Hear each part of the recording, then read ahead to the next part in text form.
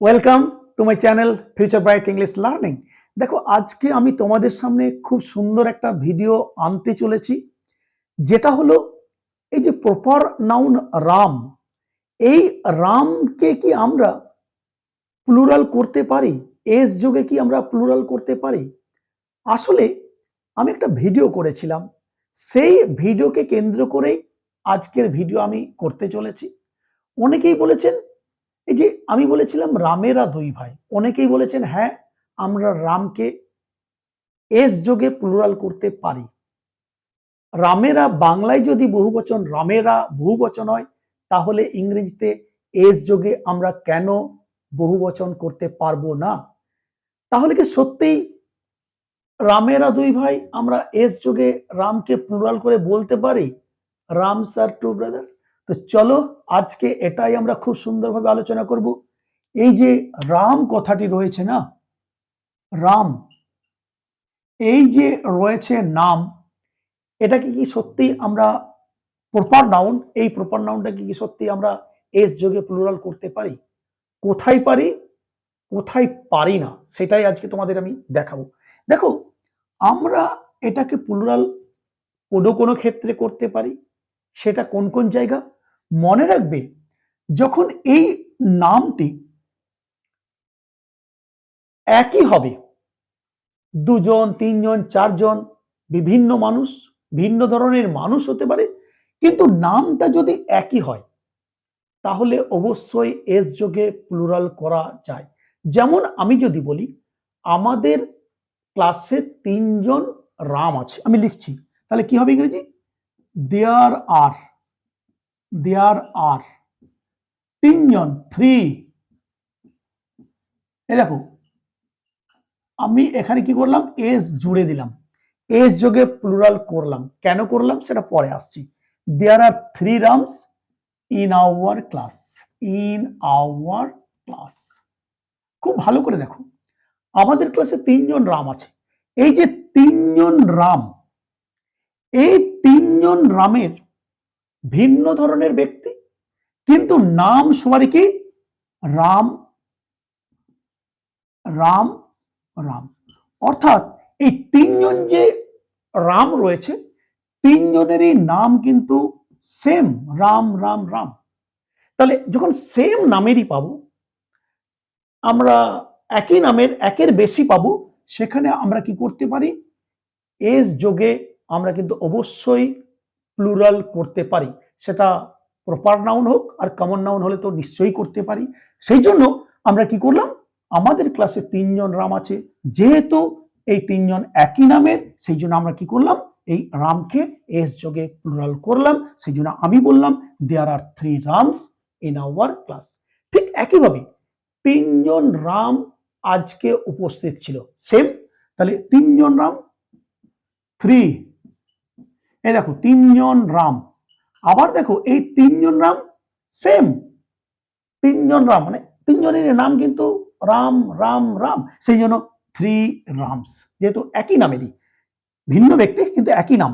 Three Rams were present today, present today. তিনজন রাম আজকে উপস্থিত ছিল। এই যে তিনজন রাম রয়েছে, একইভাবে সেম নামেরই তিনজন, সেই জন্য আমি এস যুক্ত করে এই প্রপার নাউনটাকে প্লুরাল করতে পারলাম। কিন্তু দেখো তো, রামেরা দুই ভাই, আমি লিখছি আরেকবার সেন্টেন্সটা, বাংলা সেন্টেন্সটা, রামেরা, রামেরা দুই ভাই। এটি আমি করেছিলাম, নিশ্চয়ই মনে আছে যারা দেখেছেন বা দেখেছো। তাহলে রামেরা দুই ভাই, এখানে দেখো এটাকে কি আমরা এস যোগে প্লুরাল করতে পারি? এখানে আমরা এই রামকে এস যোগে প্লুরাল করতে পারি না, যতই এই বাংলাটি বহুবচন হোক না কেন। কেন করতে পারি না? দেখো, এখানে যে রামেরা দুই ভাই, খুব ভালো করে বুঝো, এখানে যে রামেরা দুই ভাই, তাহলে দুটো ভাই, একজন কে? একজন রাম। আরেকজন ভাইয়ের নাম কি রাম? নিশ্চয়ই দুই ভাইয়ের একই নাম নয়। তাহলে আরেকটি যে ভাই রয়েছে তার নাম তো রাম নয়। তাহলে এখানে অন্য নাম আছে, এখানে অন্য আছে, এখানে রাম নিশ্চয়ই নয়, তাহলে একজন আমার এখানে রাম হচ্ছে। তো একজন যদি রাম নাম থাকে, তাহলে তুমি কি করে আমরা এস জুড়তে পারি? আমরা একের বেশি হলে সেক্ষেত্রে আমরা এস যোগে প্লুরাল করতে পারি। তাহলে যেখানে আমার রামেরা দুই ভাই, শুধু একজন রাম আছে, অন্যজন তো রাম নয়, ভাইয়ের অন্য নাম হয়তো আমরা জানি না, তার ভাই বলে আছে। সুতরাং আমরা এখানে এস যোগে কি করে প্লুরাল করতে পারি? নিশ্চয়ই কমন নাউনে আমরা কেমন করি? যেমন ধরো কমন নাউনে কি করতে পারি আমরা? যেমন ধরো বুক, দেখো ভালো করে বুঝো, দেখো বুক একই জিনিস। বইকে যদি আমি একের বেশি করি, বই বই বই আমরা যদি করি, তাহলে অবশ্যই আমরা কি করতে পারি? এটাকে এস জুড়ে আমরা করে দিতে পারি, বই বইগুলি, অর্থাৎ একের বেশি হলে আমরা এস জুড়ছি, একই জিনিস। কিন্তু আমি যদি বলি বুক, আর তার সঙ্গে যদি তুমি পেন জুড়ো, পেন, দেখো বুক আলাদা, পেন আলাদা, এটা কি তুমি তখন এস এখানে জুড়তে পারবে? কেন পারবে না? কারণ এই বুক তো পেন তো আলাদা, একই তো নয়। তাহলে একই যদি না হয়, আমি কি করে এখানে এস জুড়বো? ঠিক একইভাবে কমন নাউনের মতোই সেম জিনিস আমি ফলো করব। এখানে রাম, এখানে রামেরা বলতে রাম এবং তার ভাইকে বুঝিয়েছে, দুজনেই তো আর রাম নয়। তাহলে আমি এখানে রামস আর টু ব্রাদার্স করতে পারবো না, কারণ এখানে যে রামেরা রয়েছে সেখানে কিন্তু একজন রাম রয়েছে, আরেকজন অন্য ভাই যার নাম আমরা জানি না। নাম জানলে সেক্ষেত্রে রামেরা বলবে না, যদি ধরো অমিত হয় নামটা, তাহলে কি বলবে? রাম এবং অমিত দুই ভাই, সেক্ষেত্রে রাম এন্ড অমিত আর টু ব্রাদার্স ইজি হয়ে যাবে। কিন্তু রামেরা বলতে এখানে তো কাকে বুঝিয়েছে? রাম আছে এবং তার ভাইকে বুঝিয়েছে। সেই জন্য এটাকে যদি আমরা প্লুরাল করতে চাই, কি বলবো? এইখানে যেমন এটাকে যদি আমি এই বুক এবং পেনকে প্লুরাল করতে চাই, কি হবে? বুক অ্যান্ড পেন দিয়ে করতে হবে, অ্যান্ড যুগে করতে হবে। এখানে তুমি আর এস জুড়তে পারবে না, যেহেতু দুটি একেবারেই ভিন্ন। ঠিক একইভাবে রাম এবং তার ভাই, অর্থাৎ রামেরা, এখানে যেহেতু রাম আর তার ভাইকে বুঝিয়েছে, তখন আমি যদি এটাকে প্লুরাল করতে চাই, এস যোগে রামস করতে পারবে না, তখন তোমাকে কি বলতে হবে?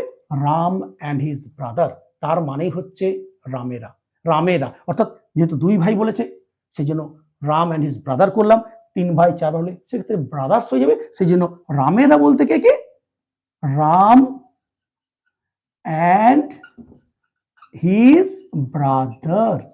এই যে রাম এবং তার ভাই, অর্থাৎ রামেরা দুই ভাই, এখানে রামেরা বলতে কে কে? রাম এবং তার ভাইকে বলেছে, যেহেতু দুই সেই জন্য আমি ব্রাদার করলাম, যেহেতু তিন ভাই চার ভাই সেক্ষেত্রে ব্রাদার্স হয়ে যেত।